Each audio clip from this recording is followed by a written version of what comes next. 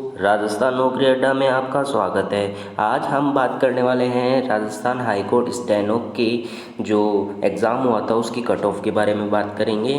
तो चलिए शुरू करते हैं। हाई कोर्ट का एग्ज़ाम 3 भागों में हुआ था। एक तो सबसे पहले आपका स्टेनो का स्किल हुआ था, उसके बाद तुरंत आपकी टाइपिंग स्पीड टेस्ट हुआ था, उसके तुरंत बाद आपका एफिशिएंसी टेस्ट हुआ था।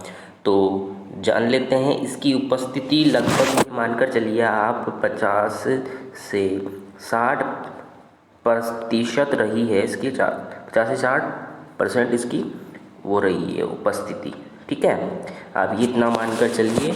और बात करें हम इसकी कट ऑफ के बारे में, तो उससे पहले अपन को ये जानना आवश्यक है कि इसकी जो भाग है स्टेनो टाइपिंग एफिशिएंसी, उसमें नंबर किस हिसाब से मिलेंगे और आपको कितनी स्पीड पर कितना नंबर मिलता है। तो अपन आगे बात करते हैं। ये देख सकते हैं आप, यहाँ पर अपन चलते हैं तो देखते हैं कि राजस्थान हाई कोर्ट का जो एग्ज़ाम हुआ था उसमें आपको जो जैसा भी आपने पेपर की एग्ज़ाम दिया है उसमें आप ये मानकर चले कि आपको अपने मिनिमम से मिनिमम नंबर आपको जोड़कर चलना है, क्योंकि ये हाई कोर्ट स्टेनो का एग्ज़ाम है। हाई कोर्ट स्टेनो में जो मार्किंग की जाती है वो आपको स्टेनो में जो मार्किंग की जाती है वो आपको पहले ही इंस्ट्रक्शन में दे दिया गया था कि 5% मार्जिन देकर आपकी गलती निकाली जाएगी। यानी कि जो आपके टोटल स्टेनो में से स्टेनो के नंबर आएंगे वो 95 में से आएंगे, ना कि 100 मार्क्स में से, क्योंकि आपको 5% का मार्जिन दिया गया है।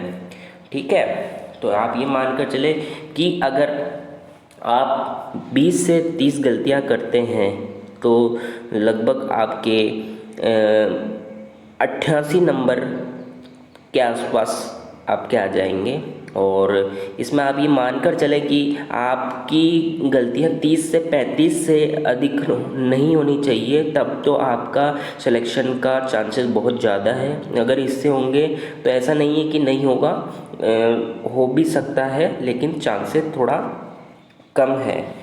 ये देख सकते हैं आप स्क्रीन पर देख सकते हैं। स्टेनो में आप मानकर चलिए अपने 88 नंबर, और टाइपिंग में आप कितने ही धुरंधर हों, आप 70 पे करते हो 90 पे करते हो, लेकिन उससे कोई फ़र्क नहीं पड़ता है। एग्ज़ाम में आपकी स्पीड कम होती है, और आप मानकर चलें कि अगर आपसे कोई टाइपिंग करते दौरान आपकी कोई लाइन स्किप हो गई हो तो उसका भी मार्क्स काटे जाते हैं। बहुत सारी गलतियां हो जाती है। अपन को टाइपिंग करते वक्त सिर्फ स्पीड का ध्यान देता है कि अपन कितनी गति से टाइप कर रहे हैं, लेकिन अपन को ये नहीं पता होता कि अपन ने कितनी एफिशिएंसी से टाइप किया है। तो ये मानकर चलें आपको कम से कम 35 से 40 के आसपास आपको नंबर मानकर चलने हैं, और एफिशिएंसी में भी आपको इतने ही नंबर मानकर चलने हैं, तभी आप ये माने कि हमारा सिलेक्शन के चांस है। बात करते हैं आगे हम राजस्थान हाई कोर्ट स्टेनो की कट ऑफ के बारे में।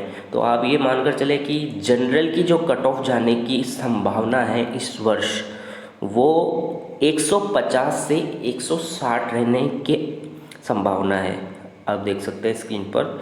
और ओबीसी की ये मानकर चलें, आप पिछले वर्ष भी देख सकते हैं आप, ओबीसी की जो कट ऑफ गई थी वो 126.19 और फीमेल के लिए 128। तो आप ये मानकर चलें कि पिछले वर्ष जो मैटर था वो भी इस एग्ज़ाम से काफ़ी सरल था। ये एग्ज़ाम में काफ़ी शिफ्ट में लीगल मैटर भी आया है और उससे काफ़ी अच्छा मैटर था। तो आपकी कट ऑफ जो ओबीसी की कट ऑफ रहने का अनुमान है लगभग 140 से 145 के बीच रहने का अनुमान है। और SC ST के बारे में बात करें तो पिछले वर्ष जो SC ST कट ऑफ गई थी वो 127.50 और ST की कट ऑफ गई थी 127.07। तो इस वर्ष भी आप ये मानकर चले 135 से 140 के समथिंग इसकी कट ऑफ जाने की संभावना है। इसमें 5 से 10 अंक आप कम या ज़्यादा भी मानकर चलें, क्योंकि काफ़ी बच्चों की टाइपिंग अच्छी भी हुई होगी जिनके ये मानकर चले 45 नंबर तक भी आएंगे, किसी के 45 नंबर एफिशिएंसी में आएंगे, तो ऐसा मानकर चलिए ये कट ऑफ आप संभावित एवरेज कट ऑफ मानकर चलिए, इससे कम कट ऑफ तो आपकी जाने वाली है ही नहीं। तो आशा करता हूँ आपको इससे थोड़ा अंदाज़ा लगा होगा कट ऑफ के बारे में, और आप पिछले साल की सभी कैटेगरी की कट ऑफ भी देख सकते हैं।